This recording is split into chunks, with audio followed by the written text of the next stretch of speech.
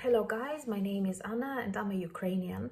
I have decided I will vlog daily from my country Ukraine since the start of this awful war with Russia, and in my videos I provide you with some important facts from our history and from our everyday life to make Ukraine more visible and understandable for the world. And I'm always glad to answer your questions, so feel free to leave them below the video. Today in Ukraine, as the majority of Ukrainians are Orthodox Christians, we have Good Friday. And this is an important day when you have to think a lot about the sacrifice. And that's why our thoughts are even more concentrated on those who are under Russian occupation at the moment. And the symbol of that is Mariupol.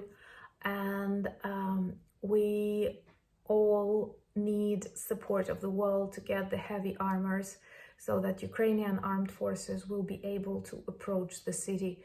And they say there is an option of the political decision, but I do not believe, because I think Putin is a war criminal and he is not suitable for any type of negotiations. We are all impressed by the strength and bravery of those soldiers and civilians who are left in Mariupol.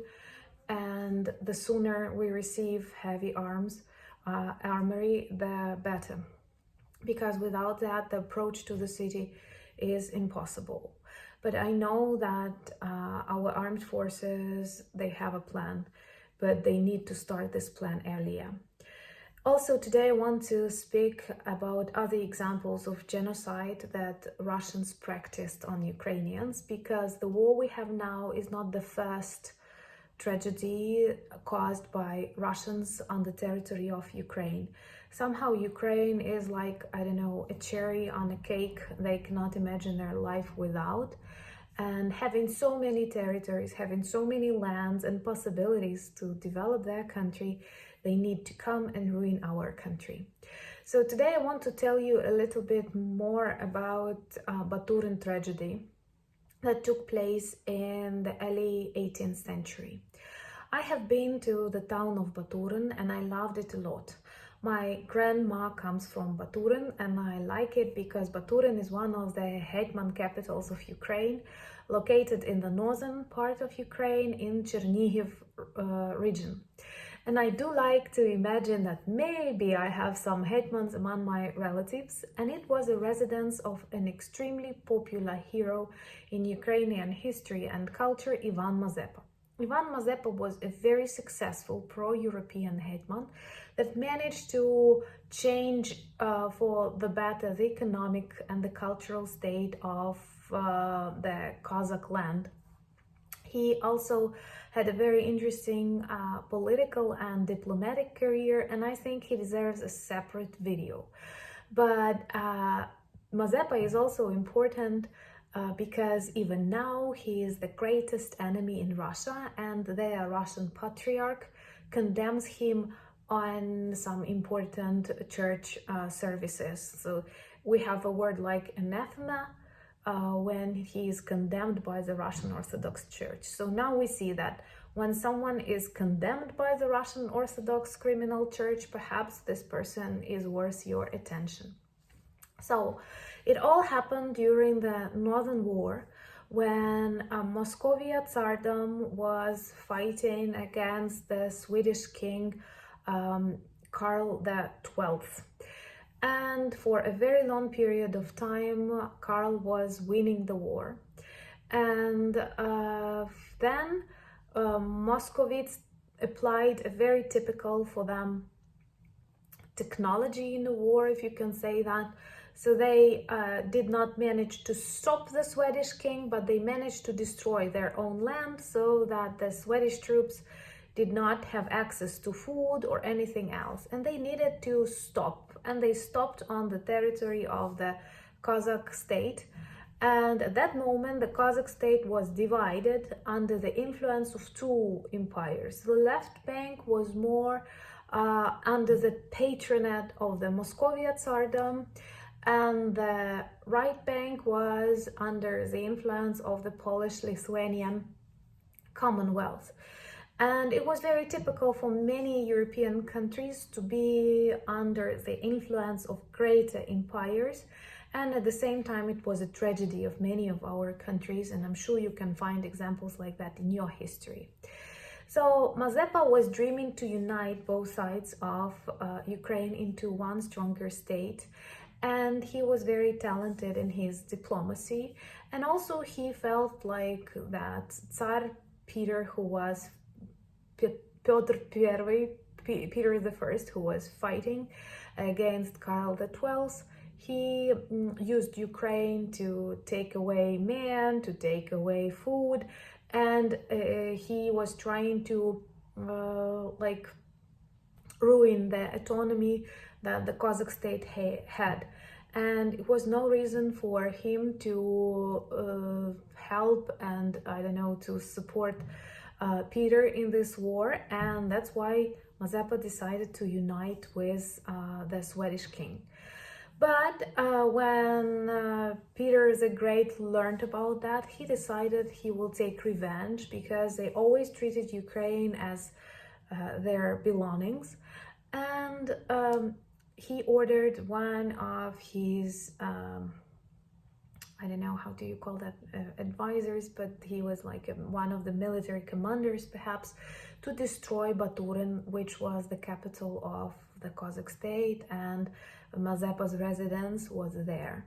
So in November 1708, 20,000 armed soldiers came to Baturyn and killed all of its population.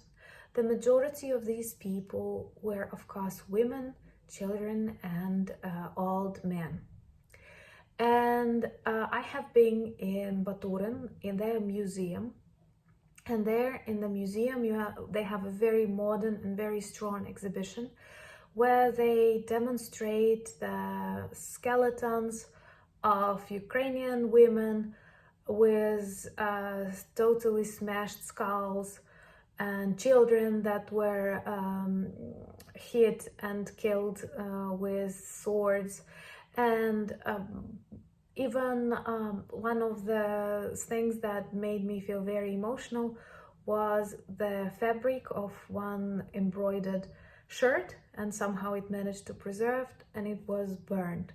So they burned the city, they raped women and children, and they killed them later. And it was like a very awful thing, because it all happened within a day or two. When this Russian Moscovian troops managed to catch Ukrainian Cossacks, they crucified them on boards and sent these boards down the river, so that people all over Ukraine would be able to see what happened to the citizens of Baturyn.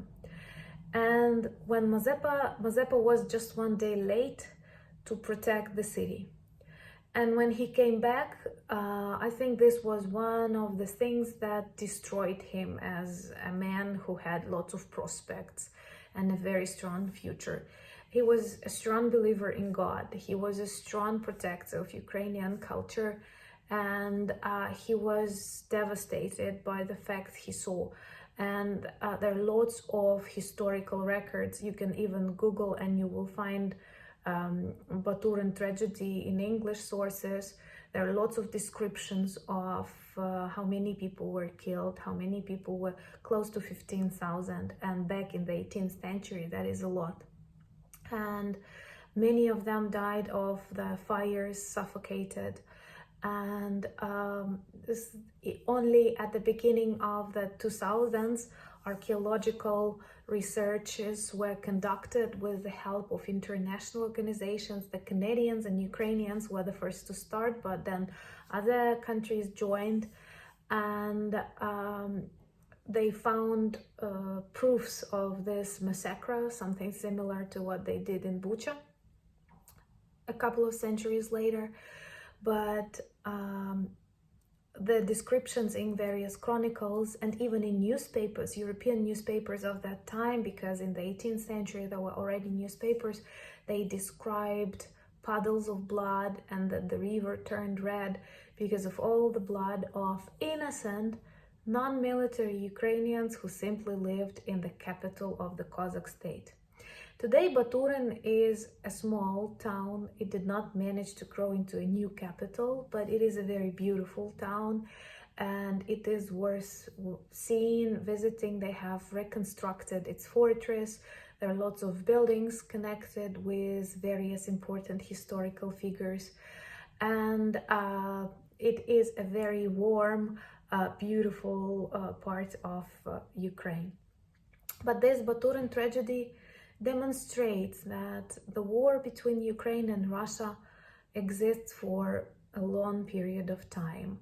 And the only thing that we want is to live independently and to develop our country. There is nothing we want from Russia, and Russia wants us all the time.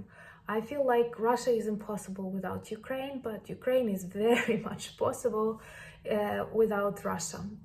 And perhaps this, despite the fact they deny that we were the center of the Kiev Rus, that we were actually like the motherland of all that culture, they try to steal this fact that they cannot let us live, they cannot let us be, only supports the idea that this is where it all comes from.